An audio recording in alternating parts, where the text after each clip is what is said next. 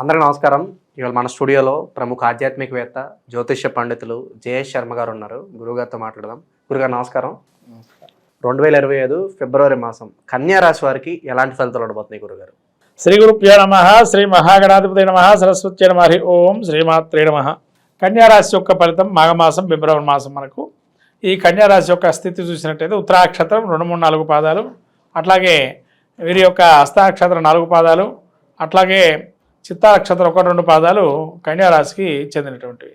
కన్యారాశి గ్రహస్థితి చూసినట్టయితే జన్మస్థానంలో కేతు సంచారము, అట్లాగే షష్ఠ స్థానంలో రవి శని బుధ సంచారము, సప్తమ స్థానంలో శుక్ర రాహు సంచారము, అట్లాగే నవమ స్థానం గురు సంచారము, దశమ స్థానంలో వక్రీకరించినటువంటి కుజుడు సంచారము, అట్లాగే ఏకాదశంలో ఈ విధంగా వక్రీకరించిన కుజ సంచారం దశమ స్థానంలో ఉన్నది. ఈ విధంగా మనం చూసినట్టయితే ముఖ్యంగా కన్యారాశి యొక్క స్థితి జన్మస్థానంలో కేతు, అంటే జన్మస్థానంలో కేతు ఉన్నా కూడా సప్తమ స్థానంలో శుక్రరాహువులు ఉండటం వల్ల యోగదాయకమైనటువంటి కాలంగా గోచరిస్తుంది ఫిబ్రవరి మాసం కన్యారాశి వారికి.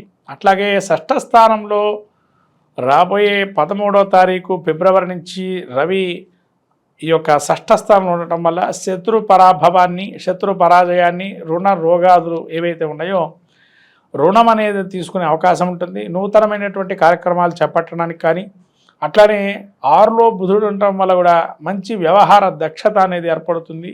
అంటే మొత్తం మీద కన్యారాశి వారికి ఫిబ్రవరి మాసం యోగదాయకమైనటువంటి మాసంగా గోచరిస్తుంది. గురుడు వీరికి భాగ్యస్థానంలో ఉన్నాడు, కుజుడు మాత్రం వక్రీకరించి దశమ స్థానంలో ఉన్నాడు. కాబట్టి వృత్తిరీత్యా మార్పులు అనేది గోచారం జరుగుతుంది. అంటే వృత్తిలో కొన్ని మార్పులు వచ్చే అవకాశం ఉంటుంది, లేకపోతే మీరన్నా వృత్తిని మార్చుకుంటారు. మొత్తానికి ఒక మార్పు అనేది కనబడే అవకాశం మీకు ఈ యొక్క ఫిబ్రవరి మాసంలో కనబడుతుంది. కాబట్టి మొత్తం మీద జన్మస్థ కేతువు సంచారం కొంత చికాకులు తెప్పించడం కానీ, లేదైనా ఆకస్మికంగా కొన్ని ప్రయాణాలు చేయటం కానీ, లేదా అప్పటికప్పుడు కొన్ని వ్యవహారాలు చక్కబెట్టుకోవటం కానీ, లేదా ధనలాభం కానీ, లేదా ఉన్నట్టుండి మీదకి ఏదైనా వ్యాధులు ఉంటే ఆ వ్యాధికి సంబంధించిన ఇబ్బందులు పడటం కానీ, అంతే సడన్గా జరిగే అవకాశాలు ఎక్కువగా ఉంటాయి. అట్లాగే ఈ శని మూల త్రికోణంలో 6లో ఉన్న దీర్ఘకాల సమస్యలుగా బాధపడుతున్నటువంటి వారు ఎవరైతే ఉన్నారో, ముఖ్యంగా న్యూరో సంబంధించి అంటే నరాలకు సంబంధించినటువంటి ఇబ్బందులు బాధపడుతున్న వాళ్ళు ఆరోగ్యవంతులు అవుతారు. అట్లనే బుధుడు కూడా మీకు ఈ షష్ఠ స్థానంలో ఉండటం వల్ల ముఖ్యంగా వ్యవహారాల్లో జయాన్ని, వెంటనే మీరు అంటే ఎదుటి మనిషి మీతో మాట్లాడుతున్నప్పుడే మీతో స్నేహం చేయాలనో, లేకపోతే మీతో వ్యాపారం చేయాలనో, లేకపోతే మీతో కలిసి కొన్ని విషయాల గురించి చర్చించాలనో ఒక సదభిప్రాయంతో ఉంటారు. అంటే కన్యారాశి వారికి ఇంతకాలము ఇన్ని నెలలు ఇబ్బంది పడుతున్నా ఈ ఫిబ్రవరి మాసంలో మాత్రం యోగదాయకంగా ఉంటుంది అని 100% చెప్పచ్చు. నిరుద్యోగులకి ఏదైనా శుభవార్త ఉందా గురుగారు ఈ మాసంలో? నిరుద్యోగులకు కూడా ఉద్యోగం వచ్చే అవకాశం ఉంటుంది. చెప్పాను, మార్పులు అనేది ఖచ్చితం. వీళ్ళు చేసుకునే ఉద్యోగంలో ఇంతే ఉన్నాము, నెక్స్ట్ మేము ఇంకో ఉద్యోగం కానీ, ఇంకో వ్యాపారం కానీ, లేకపోతే వృత్తిరీత్యా మార్పులు కానీ ఖచ్చితంగా జరుగుతుంటాయి. అటువంటి వైవాహిక జీవితం ఎలా ఉండబోతుంది గురుగారు? అలాగే సంతానం కోసం ఎదురు చూసే వారికి ఏదైనా మంచి ఫలితాలు ఉండబోతున్నాయా? సంతాన యోగం ఉందండి. సంతానం కోసం ఎదురు చేసేటువంటి ఖచ్చితంగా ఫిబ్రవరి మాసంలో సంతాన యోగం అయితే బాగుంది. సంతానానికి ముందుకు వెళ్ళొచ్చు, ఎటువంటి ఇబ్బందులు లేవు. నూతనమైన కార్యక్రమాలు ఇంకా ఏమన్నా కూడా చేపట్టచ్చు. చట్టపరంగా వీళ్ళకి న్యాయం జరిగే అవకాశాలు కనిపిస్తున్నాయా? కోర్టు వివాదాలు కావచ్చు, పోలీస్ స్టేషన్ల చుట్టూ కొంతమంది తిరుగుతూ ఉంటారు, అటువంటి వారికి ఏమన్నా న్యాయం ఏమన్నా కలిగే అవకాశం, పరిష్కారం అయ్యే అవకాశాలు ఎక్కువగా ఉన్నాయి. కోటి సమస్యలు కూడా. ఎందుకంటే శని రవి బుధులు యోగప్రదంగా ఉన్నారు, శుక్రుడు యోగప్రదంగా ఉన్నాడు, కుజుడు కూడా దశమంలో వక్రీకరించి ఉన్నాడు. కాబట్టి యోగప్రదంగానే ఉన్నాడు. ఖచ్చితంగా మార్పులు అనేది సూచితం.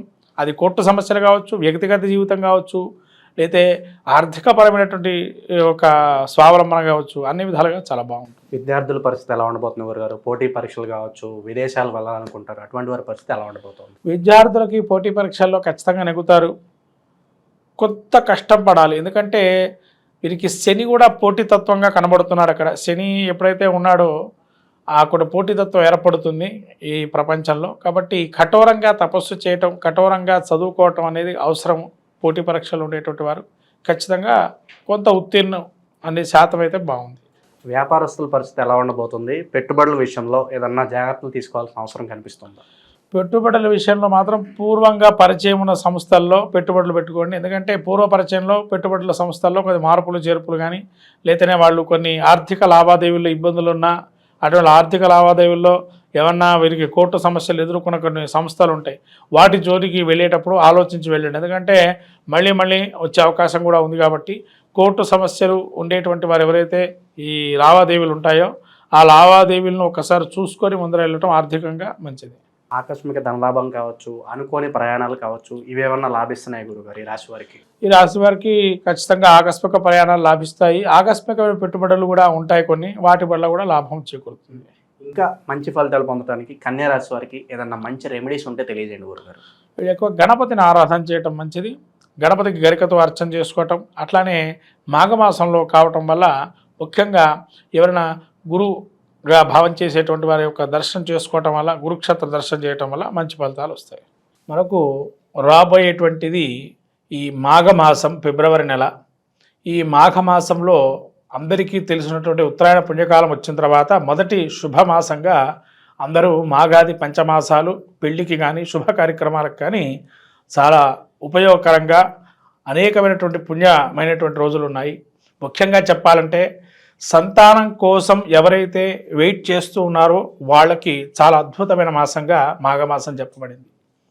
ఎందుకంటే శివమహాపురాణంలో చెప్పబడిన విషయాలు మీకు కొన్ని ఇప్పుడు చెప్తున్నాను ఈ మాఘమాసంలో విశేషం గురించి. ముఖ్యంగా భీష్మ పంచక వ్రతం.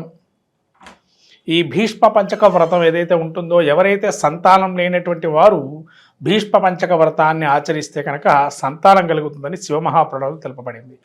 అట్లానే మనకు పుత్రదా చతుర్థి అని చెప్పి ఒకానొక చతుర్థి తిథి కూడా ఈ యొక్క సమయంలో వస్తుంది. అంటే సంతానం అటువంటిది ఎవరికైతే చాలా ఇబ్బందులు పడుతూ అనేకమైనటువంటి వైద్యంలో కూడా సంప్రదిస్తూ ఉండేటువంటి వారికి ఈ యొక్క మాసం మీరు ఏదైతే అనుకుంటున్నారో ఆ సంతానవంతులు కావాలనుకునేటువంటి వారు ఈ భీష్మ పంచక వ్రతాన్ని ఆచరించడం ద్వారా ఖచ్చితంగా కలుగుతుంది. అలానే మనకు పితృ సంబంధమైనటువంటి ఏదైతే మనకు పితృశాపాలను అంటాము, ఇటువంటివన్నీ కూడా మనకు ఈ మాఘమాసం పౌర్ణిమ మహామాఘి అని కూడా అంటారు.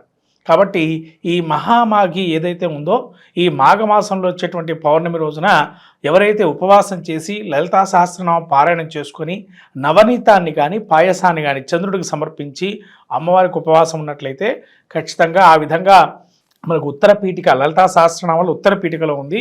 ఆ ఉత్తరపీఠిక మీరు చదువుకున్నట్లయితే ఖచ్చితంగా ఎన్ని సంవత్సరాలు కానీ ఎన్ని నెలలు చేస్తే ఈ ఫలితం వస్తుందో కూడా చెప్పబడింది. అలా శ్రీచక్రార్చన ఇవన్నీ కూడా ప్రాముఖ్యంగా మాఘమాసం చాలా విశేషమైనటువంటిది. అట్లాగే మీకు ఈ భీష్మ ఏకాదశి అని, అట్లానే మనకు మహామాఘి అని, మహాశివరాత్రి, ఇలా పర్వదినాలన్నీ కూడా ఈ మాఘమాసంలో వస్తాయి.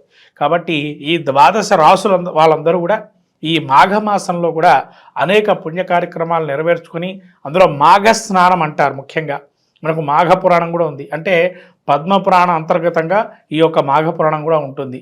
అంటే పద్మపురాణంలో ఎవరైతే విష్ణుమూర్తిని ఎక్కువగా వైశాఖ మాసంలో కానీ, అట్లానే మనకు కార్తీక మాసంలో కానీ, ఇట్లా మాఘమాసంలో కానీ ఈ పురాణాలు మన అందులోంచి తీసుకోబడింది. ఈ స్కాంద పురాణంలో కొంత, అట్లానే పురాణం మరి పద్మపురాణంలో కొంత ఆ భాగాలు తీసుకొని ఈ పురాణాలు ఏర్పడినాయి. కాబట్టి ఈ మాఘ పురాణం కూడా మనకు స్నానాల గురించి తెలుపబడింది విశేషంగా. కాబట్టి ఎవరికైతే అవకాశం ఉంటుందో సముద్ర స్నానం అనేది చాలా విశేషము.